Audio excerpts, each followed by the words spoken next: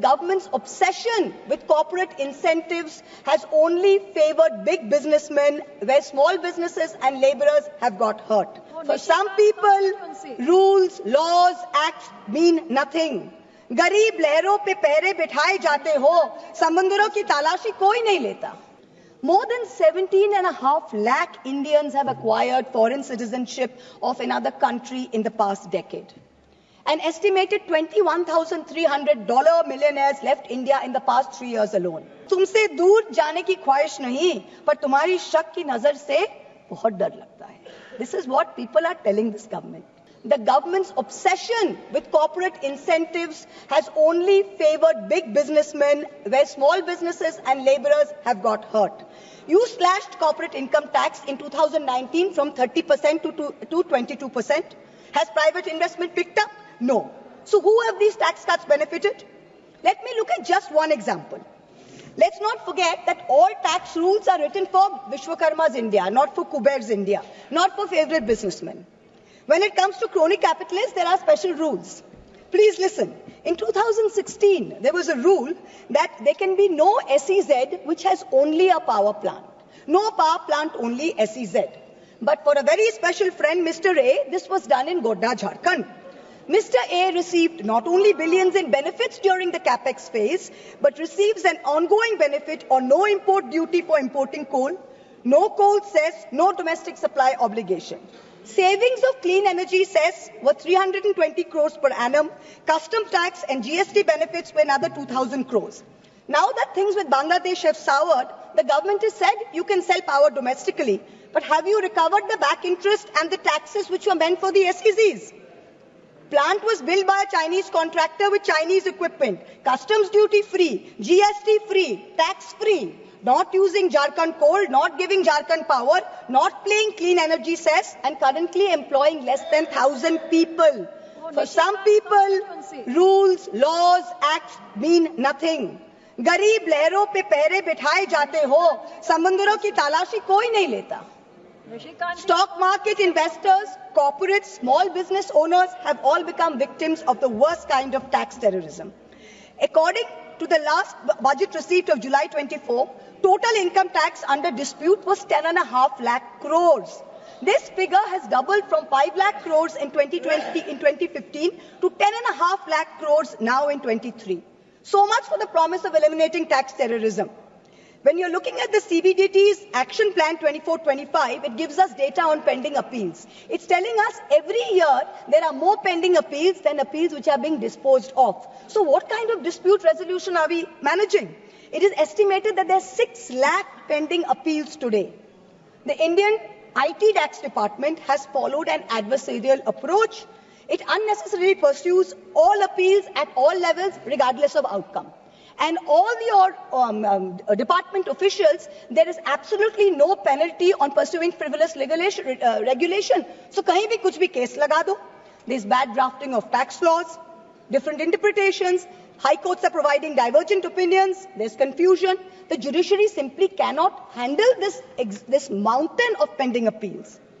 More than 17.5 lakh Indians have acquired foreign citizenship of another country in the past decade. An estimated $21,300 millionaires left India in the past 3 years alone. तुमसे दूर जाने की ख्वाहिश नहीं, पर तुम्हारी शक की डर से बहुत डर लगता है. तुमसे दूर जाने की ख्वाहिश नहीं, पर तुम्हारी शक की नजर से बहुत डर लगता है. This is what people are telling this government. GST is a nightmare.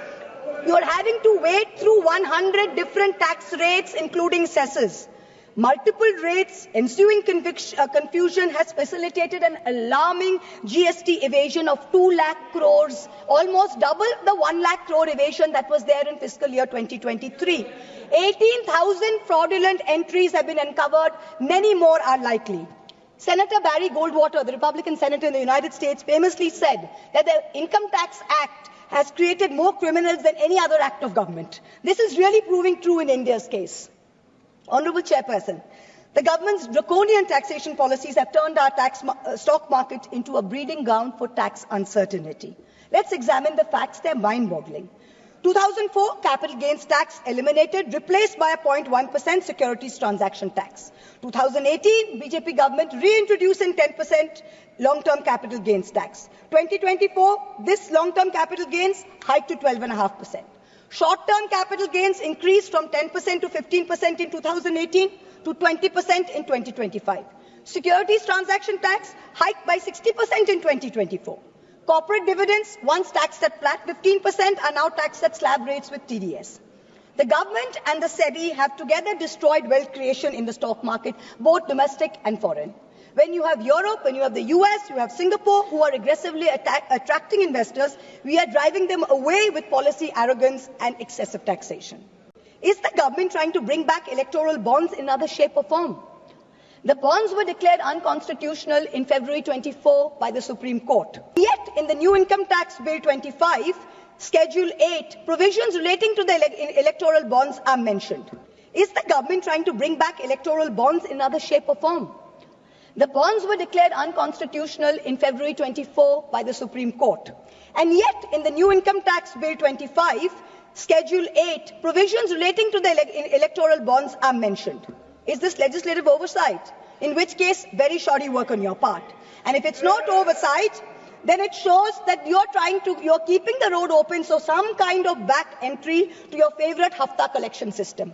This is very clear. Electoral bond data shows that companies with negative profits donated 434 crores to the BJP. 41 companies under investigation donated 2,500 crores to the BJP. 30 companies facing investigation donated 335 crores.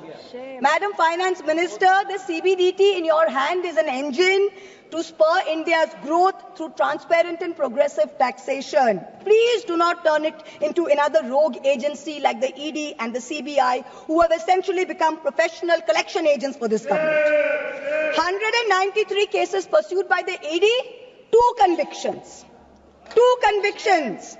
97% of ED cases are against opposition politicians.